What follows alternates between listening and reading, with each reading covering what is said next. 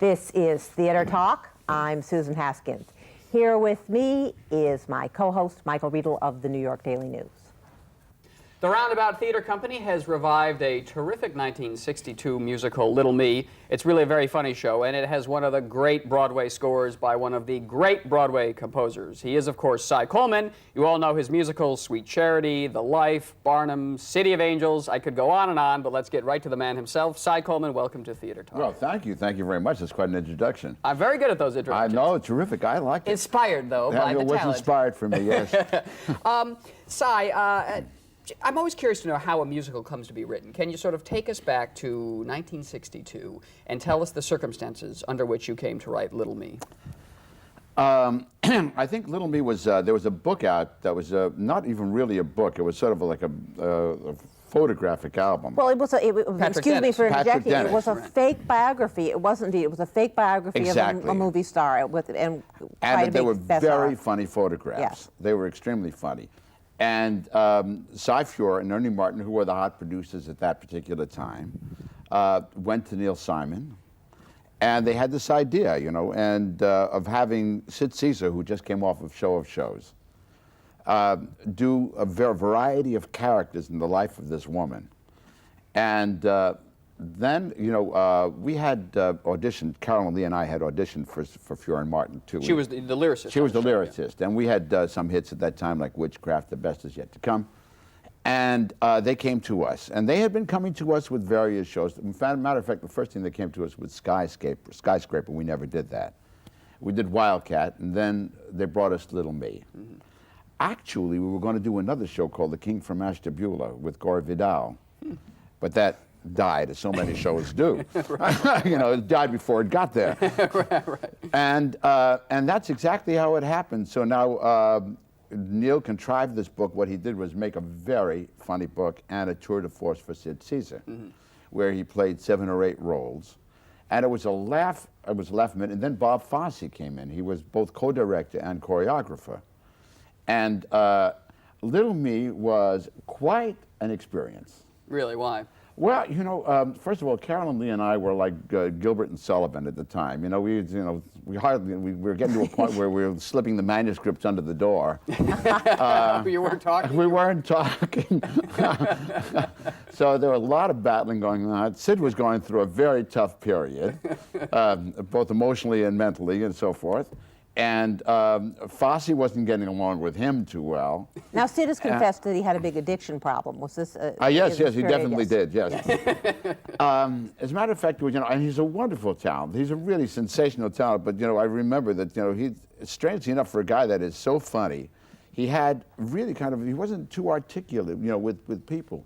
So it would, you know, and if he liked you, it was physical. So I remember because he liked me. A lot of hugging. A lot of hugging, a lot of neck, you know, a lot of neck things, pounding on the back. And as a matter of fact, I'd be walking into rehearsal, I said, sit around. Duck the punch, right? So you had all this We had all of these craziness things going on. exactly. And it was, you know, just created out of that little picture book. And it just got funnier and funnier. And it's, you know, and things progress as they go on. I could tell you stories about when we were in Philadelphia. In Philadelphia, the show was just zooming along, just zooming, laugh after laugh. People had said they had to come back because they were laughing on top of laughs. And now we came to the end of the first act, and we had a song in there called Don't You Fret, Lafayette, We Are Here.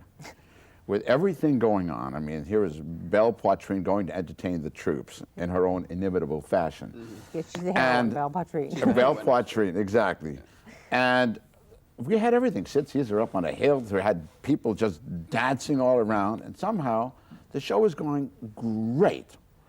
And at that moment, at the end of the first act, after Don't You Fret, Lafayette, it died. All of a sudden, we went from whoops and everything else to this. The famous. And we couldn't figure it out. You know, why? Everybody's loving this show. And we were really in a dilemma. And there was a lot of famous stories with Little Me. We had this meeting, and I'll tell you, this became one of the famous theater stories. We had a meeting with Neil Simon and Bob Fosse, myself, and Carolyn Lee about the end of the show. And we noticed there was a couple. This was at the Erlanger Theater in Philadelphia. Now, I don't know, The Erlanger Theater was in a section of Philadelphia that was totally deserted. This is very important.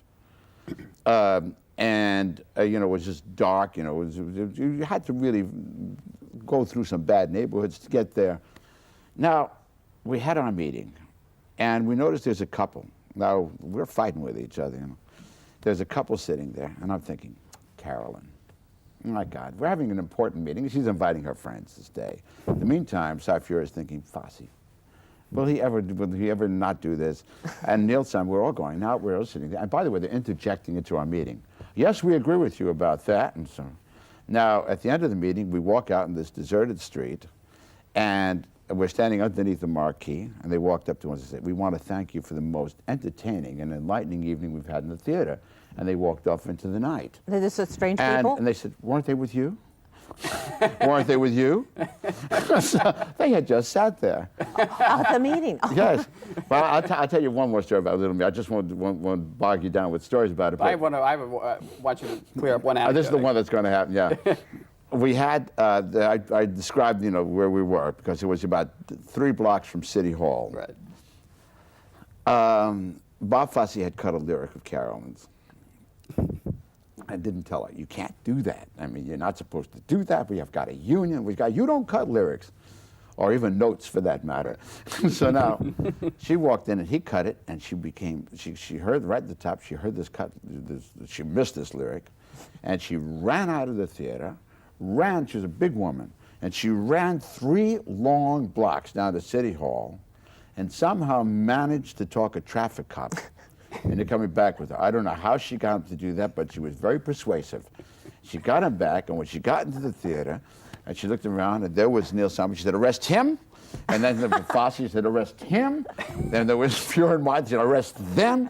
And then she looked at me, she said, she still had some use for me, so she said, okay, not him. I had heard it, save him for me. I guess it works out the same way. But I'll tell you about what happened with the end of the first act. We finally did, we had a song that we wrote by Fosse had cut down. He claimed, he said, well, I brought it back. It was Real Live Girl. Marvelous. And it ended up with, it was one chorus for Sid Caesar. And he said, listen, instead of pounding them, because, this show really moves, let me try something soft.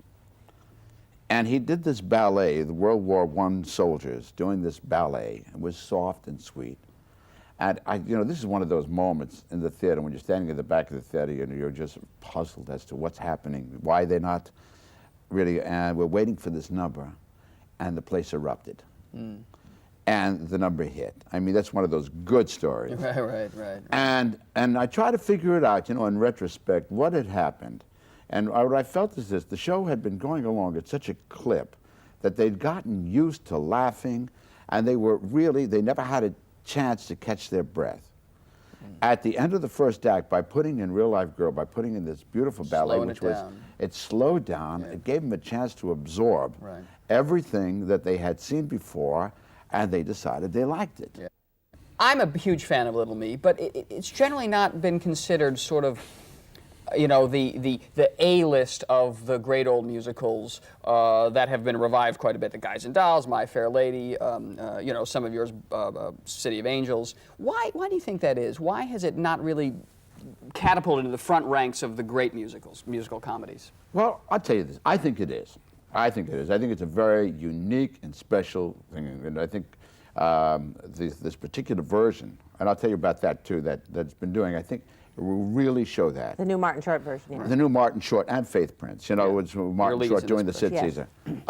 But I think, certain things do happen. This is not cop-out talk, but this is, you see, when we first came in with Little Me, Sid Caesar was now not at his top. He was doing a TV show. And the TV show, which was after Show of Shows, and it was getting slammed. I remember that. It was getting slammed every week. Now there was a newspaper strike when we opened. Now, all those things. All of these things combined. And aside from that, what happened is that very often producers get some kind of strange ideas in their heads. Ernie Martin was a very intellectual guy, very, very precise, very cold, very kind of there. And none of the emotionalism, let's say, of a David Merrick, you know what I mean, the passion. There might have been passion, but he really worked things out. And he just had a show called How to Succeed. Big hit. They had Guys and Dolls, they had How to Succeed, they were writing it. And he had a theory now. His theory was, because he didn't have to do with How to Succeed, you don't need ads. And this was true. The show will either make it or it won't. Now, some shows need ads. Right. So we had no ads. That may have been a reason why. Now we have ads and no show. Right, that's a good point, right. Now, I think legendary shows are shows that really run long. Now, we had a lot of things working against it. Some shows that are not so great, and I'm not going to name names, will run a long time, you know, and become their own legend. Now and Some forever. of them are still here. That's right. But they do, you know, and they become legendary. And so when circumstances combine, they go against you like that. But it stayed around. Somehow, the tribute to the show was that it stuck in there. There was a hardcore of people. And it had standards. The score has standards. I got your Standard number. songs. I've Got Your Number, Real Life Girl. On the other side of the Yes. tracks Yeah. became That's everybody's wonderful. audition song. Yes. Right. Yeah. Right. Now, we decided there was a revival. Jimmy Coco revival. Right? Well, it was not Jimmy Coco. It was Jimmy Coco and Victor Garber. Oh, and these. Now, somehow we were to blame anybody but the authors is a mistake, because what it is that we were totally misguided in that. We thought, well, let's split it up, you know, let's not give it to one guy. Right. But it was written as a tour de force. As a vehicle. a special as a guy, vehicle for. Yeah. So we should have either given it to Victor or given it to Jimmy Coco and let them do the whole thing, because it was constructed that Yes, way. yes. Yeah.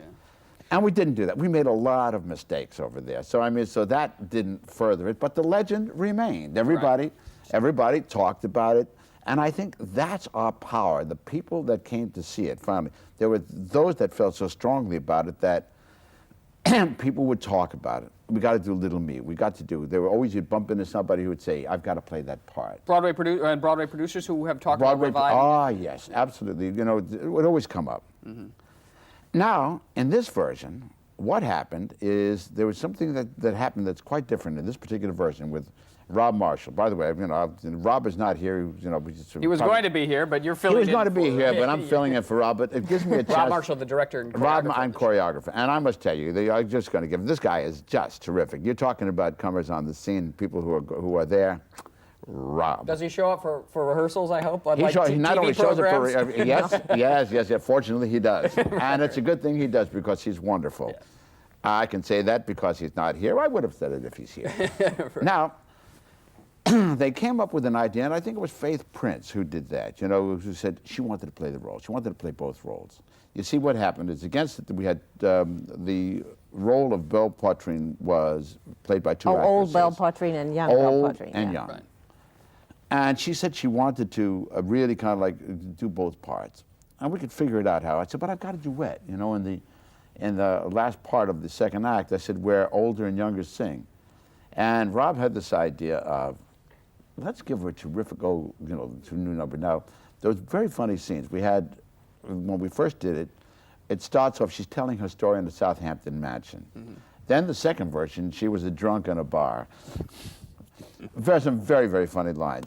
Now, Rob wanted to go back to the Southampton mansion, which was okay, because Neil Simon has been working very hard. Yeah, I hear he's rewriting the book. She sits there every night, says, oh, that joke doesn't work. Here, let me get another joke. And so he's right there. And I show up about 3 times a week and say, and I go beat up on the sound man. You know? Right. So You're not rewriting the score at all. You're not playing. but I did rewrite that number, you know, and it's become, now Faith Prince comes out, and she's got a great opening number with 4 boys. Yeah. And he had this feeling of Kate Thompson. He wanted to do this. Yeah. And so he's got this. But what has happened in this version is, which I love, is that the tour de force of the Sid role is balanced. Now, all of a sudden, by a tour de force on the other side. So now what you have, instead of a one-man show with a lot of wonderful dancing and some songs, as you say, that have become popular, you have a match. Yeah. Yeah. And so they can play against them. And it was Martin Short, too. I must say that to his credit. Martin said, you know, make that part stronger. I want somebody to play against. I want somebody strong to play against. And he got somebody strong. You're not going to get much stronger than Faith Prince. Yeah, You know, she's wonderful. Yeah, yeah. So I just want to talk about how you write a song. I mean, you've written some of the great standards. Do you hear melodies just constantly flowing through your head? You know, do you just hear, "Hey, look me over," and you go up to the piano and out it comes? Or is it a struggle? Is it work? Is it tough? Is it opening a vein when you sit down to come up with a great tune? You talked about one that was opening up a vein, and it was, you know, and the reason was it was my first real big Broadway show with Carolyn. We had the biggest star on television, Lucille Ball. Yes, right. Now, Lucille Ball wasn't Joan Sutherland. You know, she wasn't exactly. You don't write a lot of wonderful musical trills for her. She had a personality voice, and I was trying to think. We sat down. We wrote the score. I wrote everything but the opening number, and we're trying to figure out, how are we going to make her land? Right. Well, what can we do? It's the first time people are going to see her on stage, and it was daunting. And everything I wrote, I don't know, it sounded, somehow I got into an Ethel Merman bag, and everything sounded like Ethel Merman to me that I was writing for her, and she wasn't Ethel Merman. And we went on for 6 weeks. And by the way, you got to, no, I'm just going to put a little aside to this story. We had just had some hits, you know, in the pop field, you know, which was Witchcraft and different songs like that, and Patti Page and Tony Bennett, and we felt ourselves as sophisticated writers, you know, with harmonies, you know, with complex harmonies and complex rhymes. Now, after 6 weeks, I was up at Carolyn's house, and she said to me, "Cy," she said, "what if it wasn't Lucille Ball? What if it was somebody who just is, after 6 weeks of searching, you know, just, and what would you write?" And I said, just as if it came from nowhere, I wrote the tune right there, to "Hey, Look Me Over." But we laughed and we said, no, we're sophisticated writers. We're not going to be represented by something as simple as that. And so we decided against it. And I went home, and she called me up. Carolyn was a great one on the phone. Every time she wrote "and if a but," she was on the phone. So she said, you know, she said, "Remember that funny little tune you played?" She said, well, you know, and she wrote, she said, I wrote this. She wrote, "Hey, look me over, lend me an ear, fresh out of clover, mortgaged up to here." Mm-hmm. And we laughed. They said, "That's great." I said, "But we're not going to do it." And we went to the publisher, who was E.H. Marsh at the time, a guy called Sidney Kornheiser, and he was the general manager. And Sidney, and we played him all the stuff that we had. It was a Tall Hope, What Takes My Fancy. We played him some of the songs from there and some complex things. And then we said, then Carolyn said, "You want to hear something funny that'll give you a laugh?" We played "Hey, Look Me Over." And he said, "That's the one." And I said, "This is like one of those old movies, you know, that's the song." Right, kids? And we said, exactly. And so we finished the song. And what happened is that we came to the most momentous, the momentous meeting with Lucille Ball. She came up to the publisher's office. And I remember we were very nervous. We were going to play the score for her. What surprised me was that she was more nervous than we were. Yeah. Yeah. And we went through the score, and she's going, and we hit "Hey, Look Me Over." She said, "I can sing that." So she said, "I'll even get up and sing it." And now, this was one of those little spinette pianos in the publisher's office that up against the wall, and so she stood on the side. And I started teaching it to her, and we got into one of those, you know, when that fright lock of eyes, you know, when all of a sudden everybody's locked, and sort of, and it was just that almost paralyzed thing. We went, and I thought, oh my God, she's so nervous, and I'm nervous, and she's nervous, and we're just stumbling through this thing. And at the end of it, she looked at me, she said, "Let's not do that again. My eyeballs hurt." So, if you analyze why that came about, it came about because I had to write for somebody who had a limited range. Mm-hmm. And I had to write something simple. And so I wrote a simple march that became very, very popular. Right, right. And it was the circumstance in the theater of writing for that that made it happen. Real Live Girl is a very simple waltz that I wrote because Sid Caesar was not a singer either. Yeah, that's what I was wondering. Right, He didn't have a right. So how to make something that was musical work for him, but conform to what he was able to do. So within the constraints, then you come up with... You create out of the constraints. Right. Let's talk a little bit about the kind of scores we're hearing on Broadway now. I mean, there's clearly more of an influence of rock music. We have musicals like Footloose based on movies with pop songs. Can you make a case, though, that these scores just are not as strong as the great Broadway scores, because writing a Broadway musical is not the same thing as writing a score for a movie or a 2-minute and 30-second pop song you're listening to on the radio? Well, I think to write a score, I mean, you really have to get, you have to get into what your dramatic line is, and you have to nurture it, and you have to either get a character, something that has some character to it. We have a new kind of a thinking that's going on, I believe, in some areas. And I believe that area has to do with almost like watching too many commercials between you go from this to this to this. And somehow you make an association. The commercial, I'm just making you watch a commercial that has nothing to do with the product, and somehow you associate. And I think we're getting a lot of songs sometimes in this particular show, especially in movies, which don't necessarily say anything about it, but they create a mood of sorts. And you make the connection yourself. It's not my particular prescribed way of writing or the way I prefer. It seems to work in some cases. It doesn't really work for me. I like to have where you have a song that will either further take your character further, or take the action further, or else build up.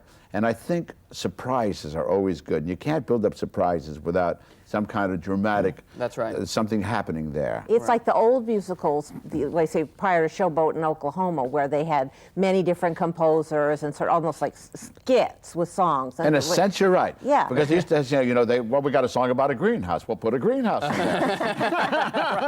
You know, Eddie It's a good Cantor, song, right? Right. Do you In a sense, we're back to that. Yes, You're yeah. absolutely right. do you fear for the musical theater because of this? Well, I think we go through cycles, and I think that things will settle out. I think that, unfortunately, some things don't go away. They run forever. They settle into their cycles. You know what I mean? But they have a different place. Yeah. And I don't think you're going to be able to take away the dramatic appeal and the emotional flavor, and not emotional flavor, but the emotional, what's the word I'm looking for, push and pull of a musical when it's well done. Right. When it's done, or how you're so involved in it. I think that, to me, when you're writing a score, it's the underbelly. It is it's the underlying motivation of the show. But are enough it sets a style for you. It tells you where you're going, Yeah. and it also creates a mood that you can't do with a play. And then you get into the rhythm of that show, and are you not writing? Everyone's on the same level. The lyricist, the composer, everyone's writing the same stuff with the same goal in mind. Yes, that's it. But that's the wonderful thing about writing musicals, the collaboration. The collaboration, when it's working, is something that just feeds. We feed each other. Yeah. And something wonderful can come out of it. Do you see enough young people coming up who are learning how to do that, who are having the training to do that? I'm distressed sometimes more by some other kinds of things that happen. For example, there's a whole school of thinking that has come out, like in television, where you say, now the way we write television drama is we have 3 stories going at once. And the way we write now musicals is, over here you have a charm song, over here you have a drama song, over here you have, instead of letting it generically come out of the material and live with it and let it express itself, it's a kind of a pop song kind of mentality. Right. And for me, that doesn't work. I don't think you'll ever get the satisfaction of a really constructed and strong integrated score book, and everything else that goes. I mean, that goes along with it. That includes the lighting, the set, everything. When it all comes together, you get something that's really magnificent, or can be. You get a CY Coleman musical. Oh, well, thank you, Mike. Listen, Cy, you've been a great guest. We wish you much success with Little Me, which opens this week. Thanks a lot for being our guest tonight. Well, thank you. Thank you. It was great being here. Thank you. We'll see you next time on Theater Talk. And now here's Little Me. Pardon me, miss, but I've never done this with a real live girl. Straight off the farm with an actual arm full of real live girl. Pardon me if your affectionate squeeze fogs up my glasses and buckles my knees. I'm simply drowned in the sight and the sound and the scent and the feel of a real live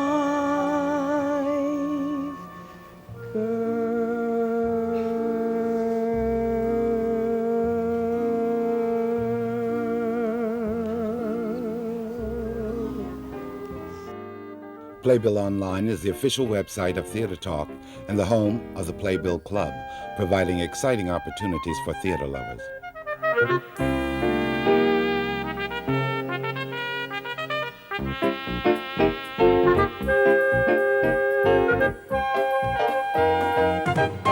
We welcome your questions or comments for Theater Talk. Thank you and good night.